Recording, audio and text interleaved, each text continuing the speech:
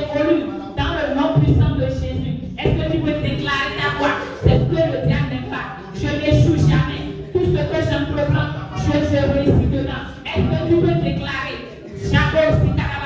Mon lendemain, je n'ai pas à s'inquiéter de mon lendemain. Parce que mon lendemain est dans la main de Dieu.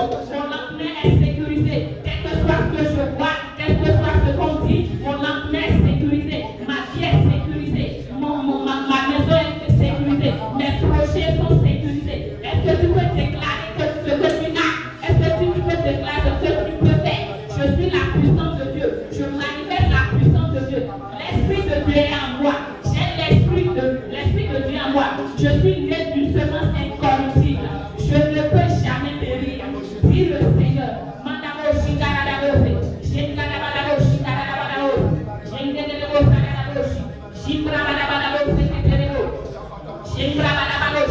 Je veux que tu pries ce matin.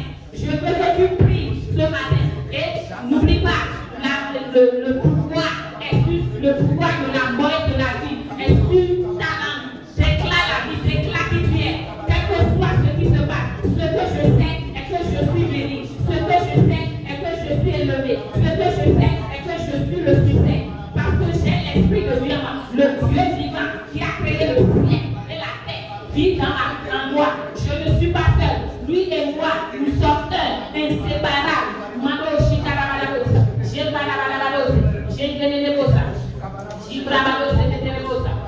Si quelqu'un connaît ce chant, n'a qu'à chanter avec moi. C'est un chant que j'aime beaucoup. Je vais dans un monde dur et froid, sans savoir que par amour pour moi, Jésus s'était donné sur la croix.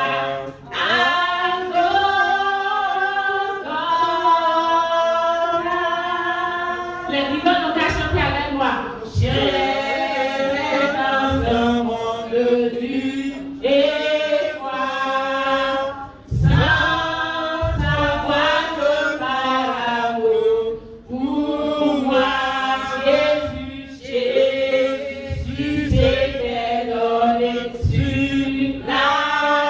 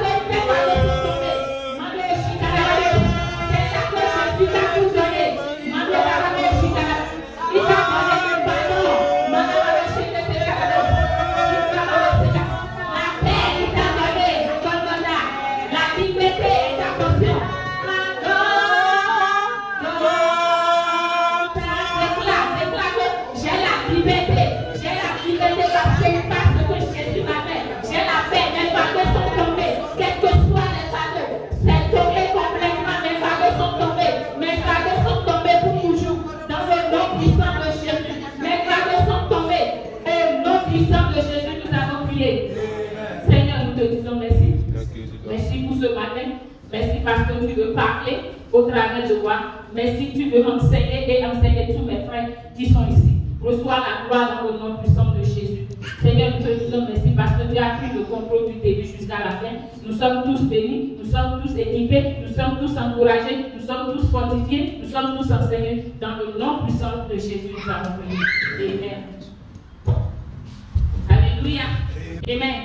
Notre sujet, c'est notre thème, c'est la souveraineté de Dieu. C'est un mot, c'est un thème que nous entendons beaucoup. La souveraineté de Dieu. Et c'est sur ça que nous allons parler. Amen. La souveraineté de Dieu. Si nous voulons définir la souveraineté de Dieu, si nous disons que Dieu est souverain, nous sommes en train de dire qu'il a la puissance sur tout. Amen.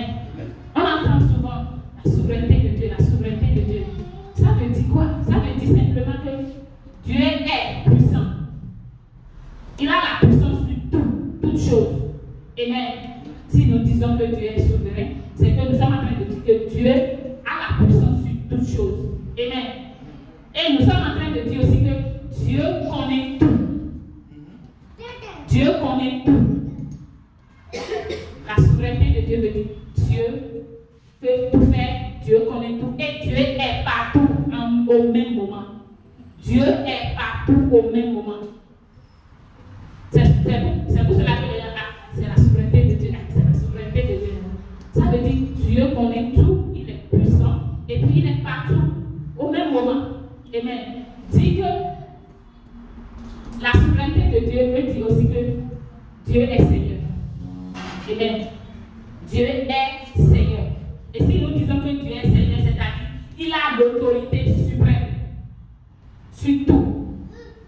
L'autorité suprême sur tout. Tout ce que nous voyons, tout ce que nous ne pouvons pas voir. Le ciel et la terre, tout ce que nous pouvons voir. Il est l'autorité suprême. Alléluia. Il surpasse toutes choses. Dieu surpasse toutes choses. Lui qui est tout puissant, qui connaît tout et qui est partout au même moment, surpasse toutes choses. Alléluia. Vous êtes avec moi? Donc cela veut dire quoi? J'ai utilisé trois différents mots qui sont trois différentes définitions qui sont très très importantes. J'ai dit Dieu est puissant. C'est ça qui montre le terme l'omnipotent de Dieu. L'omnipotence de Dieu. Amen. Et Dieu est présent partout. Ça, c'est l'omniprésence de Dieu. Dieu connaît tout. C'est l'omniscience de Dieu. Et je sais que nous avons l'habitude d'entendre ces mots. L'omnipotence de Dieu, l'omniprésence de Dieu, l'omniscience de Dieu. Alléluia. C'est ces trois aspects-là qui constituent la souveraineté de Dieu. Amen. Dieu peut tout faire. Alléluia. Mais attention, Dieu est partout. Amen. Mais attention, Dieu connaît tout, c'est vrai. Amen. C'est ça qui constitue. Donc, si nous disons que Dieu est souverain, c'est que Dieu, il connaît tout. Il peut tout faire. Et il peut être partout au même moment. Il est le chef. Il est le Dieu qui contrôle tout. C'est ça la souveraineté de Dieu. Donc, dans ces trois aspects, nous allons aborder un aspect dedans aujourd'hui, qui est quoi? L'omnipotence de Dieu. Amen. Nous allons aborder l'omnipotence de Dieu. Alléluia. L'omnipotence est dérivée du mot omni, qui veut dire tout, comme j'avais défini en haut, et potence, qui veut dire quoi? Puissant. Donc, si on dit omnipotent, ça veut dire Dieu tout puissant. Alléluia. C'est sur ce sujet que nous allons plus nous accentrer. Dieu est tout puissant. Amen. Dieu est tout puissant veut dire quoi encore? Dieu contrôle tout. Il décide tout. Ça, c'est l'omnipotence de Dieu. Dieu décide tout. Il est au contrôle de tout. Il a la puissance sur tout. Il contrôle tout. Ça, c'est l'omnipotence de Dieu. Amen. Amen. Donc, si nous sommes en train de parler de l'omnipotence de Dieu, nous devons faire beaucoup attention. Comme la plupart, on dit Dieu peut tout faire, Dieu peut tout dire, Dieu peut tout, il est puissant, c'est lui, c'est vrai. Et n'oubliez pas, cela montre que c'est lui, parce qu'il est tout puissant, cela montre que c'est lui qui a créé tout ce que nous voyons et ce que nous ne voyons pas. Mais il n'a pas été créé. Mais il n'a pas été créé. C'est vrai qu'il a créé tout ce que nous voyons. Il est Dieu, Dieu de lui-même, Dieu pour lui-même. Il est auto-créé, il s'est auto-créé. Et c'est un Dieu, ce qui montre qu'il est tout puissant et qu'il n'a pas de début, il n'a pas de fin. Alléluia. Ça, c'est la puissance de Dieu. Ça, c'est ce qui montre que Dieu est puissant. Il n'a pas la fin, il n'a pas de... Si vous prenez l'exemple de la mer, regardez, est-ce que vous pouvez voir la fin de la mer? Parce que c'est un Dieu qui n'a pas de fin. Dieu, un Dieu tout puissant, tout suffisant, autosuffisant. Amen. Si nous regardons aussi la terre, on dit c'est globe, mais on ne peut pas dire, quelqu'un ne peut pas dire ici ce matin que je connais le dernier village de ce monde. Alléluia. Je ne connais pas le début même de ce monde. Alléluia. C'est ça l'omnipotence de Dieu. C'est ça la puissance de Dieu. Amen. Donc, maintenant, ce qu'il faut souligner avant qu'on ne continue est que nous sommes maintenant déjà dans la révélation. Donc, si nous disons que Dieu peut tout faire, Dieu est puissant, Dieu est ci, Dieu est ça, sa puissance, cette puissance-là, sa puissance n'est que définie dans sa nature singulière. Amen. Amen. Et dans l'œuvre accomplie sur la croix. Dans l'œuvre du salut. Amen. Si on dit que Dieu est puissant, Dieu est souverain, c'est lui qui a la puissance sur tout. Il contrôle tout, il fait tout. Alléluia. Nous devons faire attention. Il fait tout dans le champ de sa nature. Rien que dans le champ de sa nature. Rien que dans le champ de sa nature. Et dans l'œuvre du salut. C'est seulement dans ce champ que Dieu peut tout faire. Mis à part ce champ, ce n'est pas Dieu. Seulement si nous pouvons aller avec les autres qui disent Dieu peut tout faire, nous savons en quoi nous disons que Dieu peut tout faire. Dieu peut tout faire dans le champ de sa nature singulière et de ce qu'il a fait pour le pécheur. Amen. Donc nous devons faire beaucoup attention pour pouvoir suivre la souveraineté. Les gens utilisent la souveraineté de Dieu pour dire assez de choses. Les gens parlent de l'omnipotence de Dieu pour dire assez de choses. On va donner quelques exemples. Les gens disent que si on dit que Dieu peut tout faire, est-ce que Dieu peut mentir? Non. Alléluia. Nous allons lire Nombre 23, verset 19. Nombre 23, verset 19. Qui montre ce que Dieu ne peut pas faire, même si il est tout puissant, il peut tout faire. C'est pour cela que nous avons dit, il peut tout faire dans le champ seulement de son amour singulier. Donc il peut tout faire, ne veut pas dire Dieu va se lever et chiffrer quelqu'un. Bien, Dieu va. Non. Amen. Dieu ne peut pas mentir. Ça, c'est un exemple. Non, on dit Dieu n'est point un homme pour mentir, ni le fils de l'homme pour se repentir. Amen.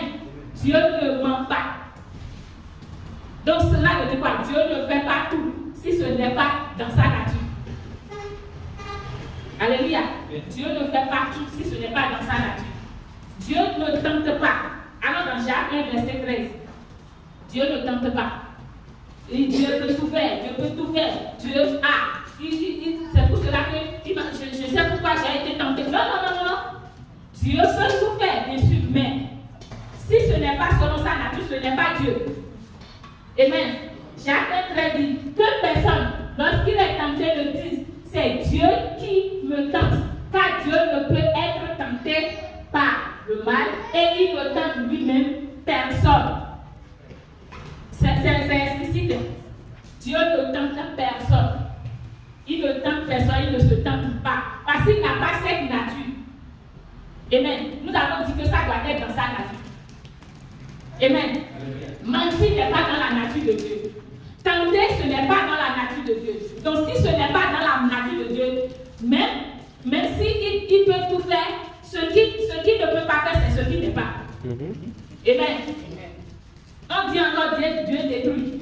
Alors dans Jean chapitre 10, verset 10. Non, ce n'est pas Dieu. Si nous voyons la destruction, la tentation, ce n'est pas Dieu.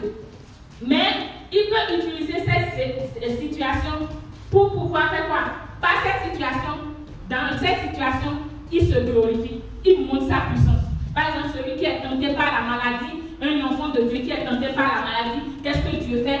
Lui, le Tout-Puissant, que les gens pensaient que c'est fini pour ce frère, c'est fini pour cette soeur. Dieu Tout-Puissant qui est votre Père, qui est mon Père, qu'est-ce qu'il fait? Il vous arrache de cette situation. Et les gens vont dire, comment?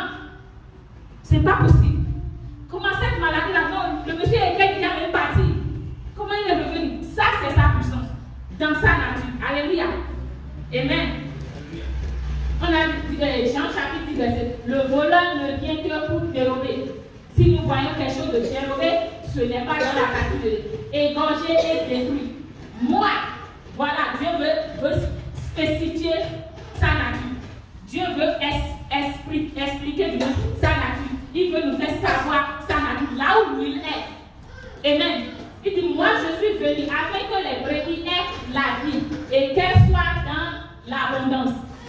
Donc si on dit Dieu, on parle de vie, on parle de l'abondance. Au-delà de ça, ce n'est pas lui. Dérober, ce n'est pas lui. Égorger, ce n'est pas lui. Et détruire, ce n'est pas lui. Alléluia. Amen. Je pense que nous sommes ensemble. Yes. Alléluia. Donc si nous disons, donc d'autres disent encore qu'on ne questionne pas Dieu pour montrer la souveraineté de Dieu. Amen. On ne questionne pas Dieu. Ça veut dire quoi? Quel que soit ce qui t'arrive, tu n'as pas à questionner Dieu. On ne questionne pas Dieu. Donc ça veut dire quoi? C'est ce qui permet aux gens de dire Dieu a donné et Dieu a repris. C'est les propos qui amènent les gens à dire Dieu a donné. Donc il ne faut pas questionner Dieu. Parce que c'est lui qui a donné. Donc c'est un Dieu, quand c'est un Dieu agité quoi. Donc il veut, il donne. S'il est fatigué, il prend. Et s'il veut, il te bénit. S'il ne veut pas, donc on dit en même temps, il ne faut pas le questionner. Alléluia. Dieu a donné, Dieu a remis. Est-ce que c'est vrai? Dans Romains 11, verset 9, on dit quoi? Dieu ne se repent pas de son don. Lis. 11, 29.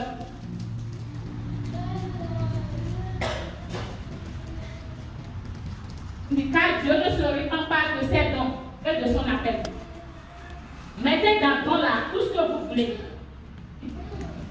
Si on dit don là, mettez tout ce que vous voulez. Et dites alors, ne se repent pas. Donc on prend l'exemple, Dieu m'a donné le pardon. Maintenant on continue la phrase dit, car Dieu ne se repent pas de son pardon. Amen. Alléluia. Quelle joie. Dieu ne se repent pas de son pardon. Mettez autre chose. Dieu, la vie. Dieu ne se repent pas de la vie qu'il donne. Dieu ne se repent pas des bénédictions, même des dons spirituels. Maintenant, parce qu'il t'a donné un don de guérir, parce que tu ne le fais pas bien, j'arrache. C'est bien dit qu'il ne se repent pas de ses dons. Donc, tout ce qui est don, mettez ça là. Donc, si c'est Dieu, il ne va pas reprendre. Amen. Et Dieu ne punit pas. Dieu ne punit pas. Amen. Esaïe l'a dit. Esaïe 53, verset 5. Dieu ne punit pas. Parce que quoi? Il a pris notre punition. La punition qui nous est destinée. Il a pris cette punition. Donc nous ne sommes plus punis. Mais il était blessé pour nos péchés, brisé pour nos iniquités. Le châtiment veut dire la punition. Le châtiment qui nous donne la paix est tombé sur lui. Et c'est par cette maîtrise que nous sommes guéris. Le châtiment, la punition, la colère. Amen. On nous a enseigné le dimanche passé la colère de Dieu. La colère de Dieu va tomber sur quelqu'un. Ça veut dire simplement que la colère que Dieu a pris à notre place. Si on dit à la colère de Dieu, cela ne veut pas dire quelque chose qui vient de l'intérieur à l'extérieur, mais c'est ce qu'il a subi. La colère de Dieu, c'est cette colère-là, c'est ce châtiment, c'est cette punition qu'il a subi à ma place et à votre place. Alléluia. Donc, Dieu ne fait pas quoi? Il ne punit pas. Il s'est auto-puni pour vous et moi. Alléluia. Amen. Alléluia. Amen. Donc, nous voyons maintenant, nous avons parlé de comment, dans quel champ les gens pensent que Dieu est souverain. Et nous voyons clairement que oui, il est souverain, lui, il est omnipotent, mais il n'est pas omnipotent hors de sa nature. Maintenant, on va faire quelques rappels de sa nature. Nous savons que Dieu est bon. Alléluia. Dieu est bon. Et tout ce qu'il donne et vous fait, c'est bon. Tout est bon. Tout est bon. Si on dit Dieu là, c'est bonté. Alléluia.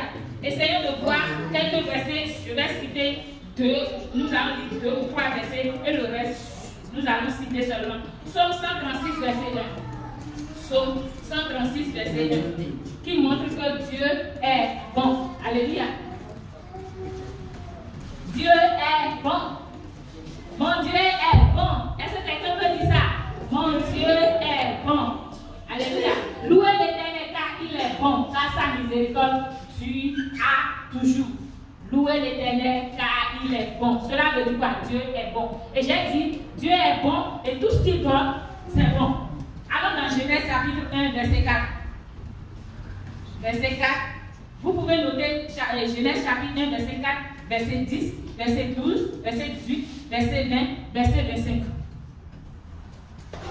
Dieu dit que la lumière était bonne et Dieu sépara la lumière d'avec les ténèbres. Ce qui fait même est quoi? Est bon. Dieu dit que la lumière est bonne. Lisons le verset 10. Le verset 10. Dieu appela le sectaire et il appela la marque des eaux mères. Dieu dit que cela était bon. Si vous continuez dans les versets que j'ai donnés, 12, 18, 20, 25, vous allez voir tout ce que Dieu a créé. À la fin, le passage nous dit que Dieu a vu que c'était bon. Alléluia. Cela nous appelle à comprendre quoi? Qu'au départ, à la création, lorsque Dieu a créé tout, tout était bon. Même il n'y avait pas les animaux sauvages. Alléluia. Il n'y a pas animaux sauvages. Non, non, non. Donc, si nous voyons le serpent mort quelqu'un aujourd'hui, ce n'était pas à la création ce qu'il a, la raison de sa création. Ce n'était pas pour faire du mal. Scorpion n'était pas pour faire du mal. Amen. Donc Dieu est bon. Et tout ce qu'il a créé, c'est quoi? C'est bon. Tout ce qu'il a donné aussi, c'est bon. Jacques chapitre 1, verset 17.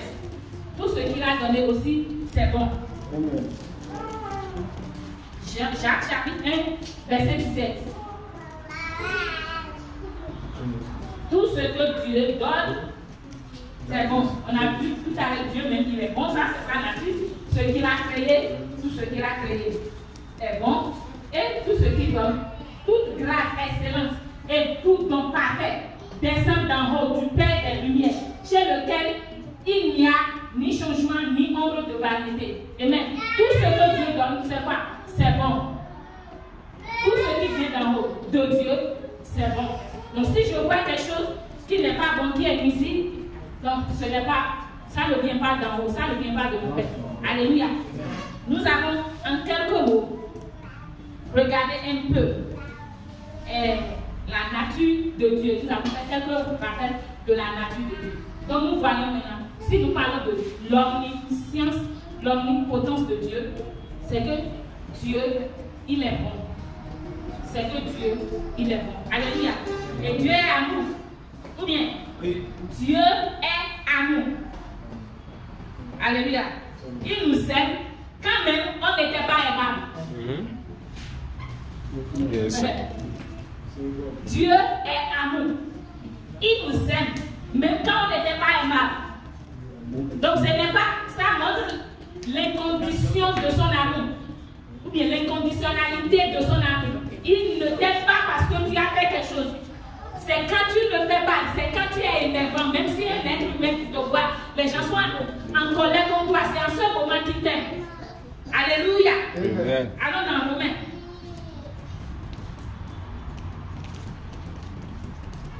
Je pense que c'est Romains 8. Romains 5, 8. Merci. Romains 5, verset 8. Romains 5, verset 8.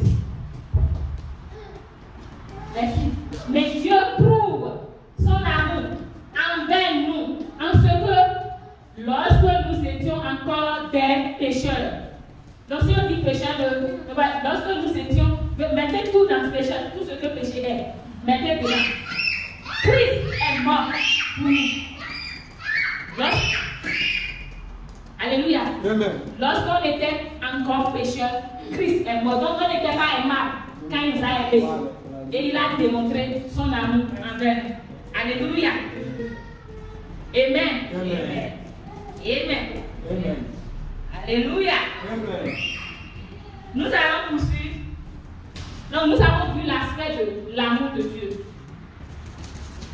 Mais nous avons vu l'aspect de l'amour de Dieu. Deuxième aspect, c'est que Dieu Tout-Puissant. On avait parlé des deux champs dans lesquels nous pouvons voir l'omnipotence de Dieu. Nous avons dit dans le champ de son amour et dans le champ de l'œuvre accomplie du salut. Maintenant, nous allons aborder dans le champ du salut. En quoi Dieu est tout puissant dans le champ du salut? C'est seulement par là que nous pouvons expliquer ça. Amen. Dieu nous a démontré sa puissance dans l'œuvre accomplie de Jésus-Christ. Dans l'omnipotence de Dieu, Dieu qui est tout puissant, qui peut tout faire, est devenu l'homme pour sauver l'homme pécheur. Alléluia. Amen. Est-ce que quelqu'un est en train de comprendre quelque chose? Dieu tout puissant, créateur du ciel et de la terre, créateur de tout ce que nous voyons et ce que nous ne voyons pas. Celui qui a créé la mer qui n'a pas de fin, la terre qui n'a pas de fin, tout ce que nous voyons, s'est réduit à un bébé. Dieu s'est réduit à un bébé. Vous voyez la puissance de Dieu? Et c'est ça la sagesse de Dieu. Les hommes attendaient Dieu, même les anciens, à qui la promesse a été annoncée. Espéraient voir Dieu, comme on dit le Fils de Dieu qui va nous délivrer de nos péchés. Les gens attendaient à voir comme voir. Voici moi Dieu. Alléluia. C'est moi, je suis Dieu. C'est pour cela qu'ils ont dit, Jésus, faut monter sur le cheval pour montrer que tu veux prendre la position de Hérode. Tu es venu comme roi. Regardez la puissance de Dieu. Jésus est né où? Jésus est né où? Pardon? À Bethléem, où précisément? Là où Marie a fait la accoucher. Pardon? Bergerie. Vous voyez la puissance de Dieu? Jésus est né, Dieu est né dans la bergerie. C'est pour cela que la Bible a dit la sagesse de Dieu est la folie pour les hommes. Vous voyez la puissance de Dieu? C'est qu'il est autosuffisant. Il peut faire ce qu'il veut. C'est ce qu'il montre qu'il peut faire ce qu'il veut. Mais il ne fait pas au-delà de sa nature. On dit chez Dieu, on a têté Dieu. Dieu a grandi A, B, I, C. Il a commencé doucement jusqu'à grandir. Dieu, alléluia, ça c'est puissant. Quelqu'un a dit ça c'est puissant. Ça c'est puissant. C'est puissant, c'est là où se trouve la puissance de Dieu.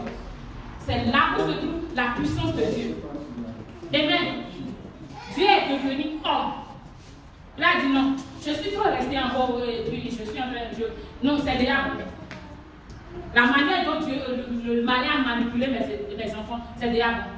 Maintenant, comme je suis autosuffisant, je peux me métamorphoser. Vous voyez la puissance de Dieu? Je peux me transformer, je peux devenir ce que je veux juste par l'amour que j'ai pour mes enfants. Maintenant, je deviens homme. Diable, ce que tu leur demandes, je suis prêt à payer ça. Oh yeah. Alléluia. Je suis prêt à subir. Parce que tu les as vus faire. Parce que tu sais que ils ne peuvent pas. Tu as utilisé les lois. Tu as utilisé les prétextes. Or, tu savais qu'ils sont faits. Ils ne peuvent pas faire. Tu utilises des choses pour les tourmenter. Malgré qu'ils sont en train d'essayer, ils n'arrivent pas. Ils n'ont pas la liberté dans ta main. Maintenant, je suis prêt à venir. Moi, en tant que Dieu tout-puissant, moi, en tant que Dieu souverain, je viens pour pouvoir délivrer mon peuple, mes enfants. Parce que c'est moi-même qui ai créé tout ça, tous ces gens-là. Amen. Et Dieu est venu en la personne de Jésus. Lisons Jean chapitre 1. Qui montre que c'est Dieu même qui est devenu chair, qui est devenu Jésus. C'est Dieu même qui est devenu Jésus. Au commencement était la parole. Et la parole était avec Dieu. Et la parole était Dieu. Amen. La parole, c'est Dieu. Amen. Amen. La parole, c'est qui? C'est Dieu. Verset 14 dit quoi? Verset 14 dit quoi? Et la parole a été faite chair. Et il a habité parmi nous. Donc si quelqu'un dit que Dieu, Jésus n'est pas Dieu, il faut lui donner ces deux versets. Cette parole s'est fait chair et il a habité parmi nous. Donc Dieu, dans sa puissance, s'est métamorphosé souhaite être humain pour nous sauver. Alléluia. 2 Corinthiens chapitre 5, verset 19, qui montre que lorsqu'on voyait Jésus, c'est Dieu. Amen.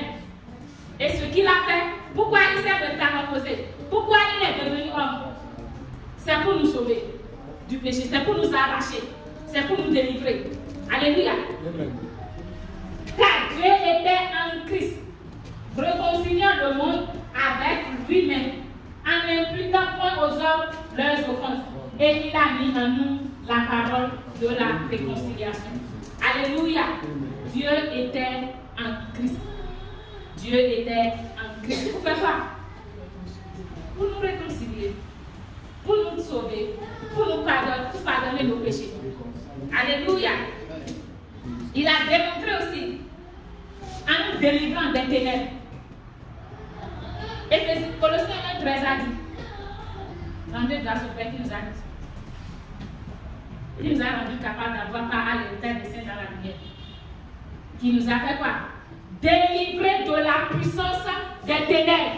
Ça, c'est la puissance. Et transporter dans le royaume de son Fils.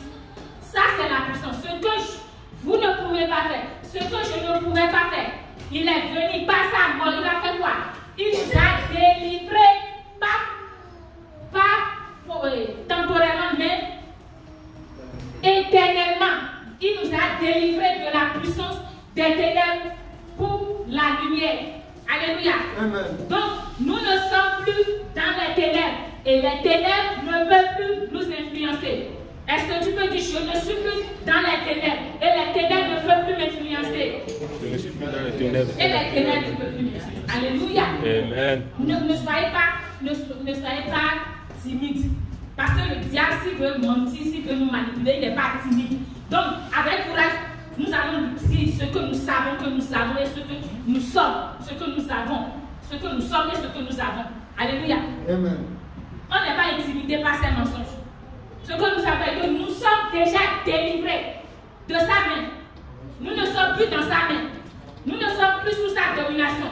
Nous ne sommes plus sous sa manipulation. Nous sommes éternellement délivrés. Alléluia. Qui est délivré ici? Oui, c'est les délivrés, ça. Vous êtes éternellement délivrés. Non seulement nous sommes délivrés, il nous a donné la sécurité. Et cette sécurité dont je parle de la vie éternelle. Ce n'est pas une vie. D'abord, on a appelé ça l'adjectif vie éternelle. Donc, si les gens parlent de faire le salut, la personne n'a qu'à considérer l'adjectif qualificatif qui qualifie la vie là. Amen. Si on peut perdre, donc ce n'est pas éternel. Dieu n'a qu'à enlever de cette vie là éternelle. Il n'a qu'à dire seulement je vous donne la vie. Non, ce n'est pas la vie. Il nous a donné la vie éternelle. Parce que c'est sa nature. Et sa puissance, c'est quoi? Il a sécurisé, il nous a sécurisé dans cette vie éternelle. C'est-à-dire quoi? On rentre dedans, on ne sort plus. Ça, c'est la puissance de Dieu. Donc, si quelqu'un dit je rentre et Dieu croise les bras, je sors, Dieu n'est pas puissant. Mais si la personne est d'accord avec moi, que Dieu est tout puissant, donc et il m'a donné la vie éternelle, je suis sécurisé dedans. Je ne peux pas sortir. Je ne peux pas sortir. C'est ça la puissance de Dieu, l'omnipotence de Dieu. Alléluia. C'est ça l'omnipotence de Dieu. Et il nous a donné quoi? Il nous a donné son esprit qui montre que Dieu est puissant. Dieu est vraiment puissant. Pour qu'il n'y ait pas de débat. Oh, celui qu'on a sauvé même va chercher, ça montre toujours la sécurité. Celui qu'on a sauvé même, il va chercher à faire quoi? À vouloir dire. Comme les choses ne marchent pas, je vais quitter. Alléluia. Amen. Non, il nous a donné son esprit comme quoi? Le sceau, le tampon.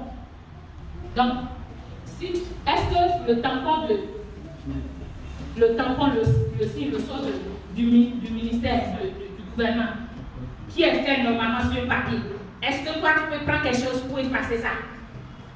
C'est ça l'Esprit Saint que nous avons. C'est ce que Dieu nous a donné. Dieu nous a donné le Saint-Esprit. Alléluia. Dieu nous a donné le Saint-Esprit. Je ne sais pas si vous avez vu un peu l'omnipotence de Dieu. Ce que Dieu peut faire. Dieu peut tout faire, on dit. Je ne sais pas ce que vous avez vu. Je vais résumer en disant simplement quoi. Dieu peut tout faire. C'est pour cela, en tant que Père, il est le Créateur. En tant que Père, il est quoi? Le Créateur. Cela montre comment il est puissant, il peut tout faire. Il s'est changé, il s'est métamorphosé pour devenir fils, pour nous sauver. Amen. Il est devenu fils pour nous sauver. Et à la fin, lui seul, pour nous sécuriser, il est encore devenu Esprit Saint. Pour nous faire quoi? Pour nous régénérer. Et pour nous obtenir pour toujours. Pour que nous soyons pour lui pour toujours. En conclusion, c'est ça en conclusion. Dieu le Père est le Créateur, Dieu le Fils, le Sauveur, et Dieu l'Esprit Saint, le Régénérateur. Alléluia. Amen. Et la bonne nouvelle ce matin, ce Dieu Tout-Puissant est en vous et en moi, si vous croyez. Et je sais que vous croyez à ce qu'il a fait en tant que Fils. Comme vient de dire, il nous a délivrés, il nous a sécurisés. Ce Dieu Tout-Puissant est dans vous et moi. Cela fait de vous et moi quoi? Vous avez peur de dire ça? Un Dieu puissant. Les gens ont peur de déclarer leur identité. Si le diable est de dire tout puissant, vous ne voulez pas vous montrer tout puissant. Alléluia. Amen. Je dis, si Dieu tout puissant, qui peut tout faire, vient en vous, vous êtes qui? Vous êtes quoi? Tout puissant. Vous dites, je suis tout puissant. Je suis tout puissant. Je suis tout puissant. Je contrôle tout. Je contrôle tout. Tout est sous mes pieds. Toute situation, tu peux te lever. Je contrôle les situations. Je contrôle tout ce qui n'est pas de la nature de Dieu que je possède. Parce que j'ai Dieu en moi. Le Tout-Puissant commence par déclarer. Je possède tout, je peux tout faire. Je peux changer les situations en ma faveur. Commence par déclarer. J'ai la nature de Dieu. La nature omnipotence de Dieu. C'est ce que j'ai. J'ai la puissance de Dieu. Je suis la puissance de Dieu. Et je manifeste cette puissance. Et je fais taire toute situation dans ma maison, dans ma vie, qui est contraire à la nature de Dieu, à ce que je possède en moi. Je déclare comme cela. Et je manifeste toute situation sont sous mes pieds, sont sous ma domination. Dans le nom puissant de Jésus. Au nom puissant de Jésus, nous avons prié. Seigneur, nous te disons merci. Merci pour ta parole ce matin. Merci de nous avoir encore encouragés. Merci de nous avoir encore révélé ta toute-puissance. Nous voyons combien de fois Dieu est tout-puissant. Et l'homme animal ne peut pas comprendre. Seigneur, nous te disons merci parce que tu nous l'as révélé. Et nous voyons clairement quoi tu es puissant. Merci de nous avoir sauvés par ta puissance. Merci de nous avoir sécurisés.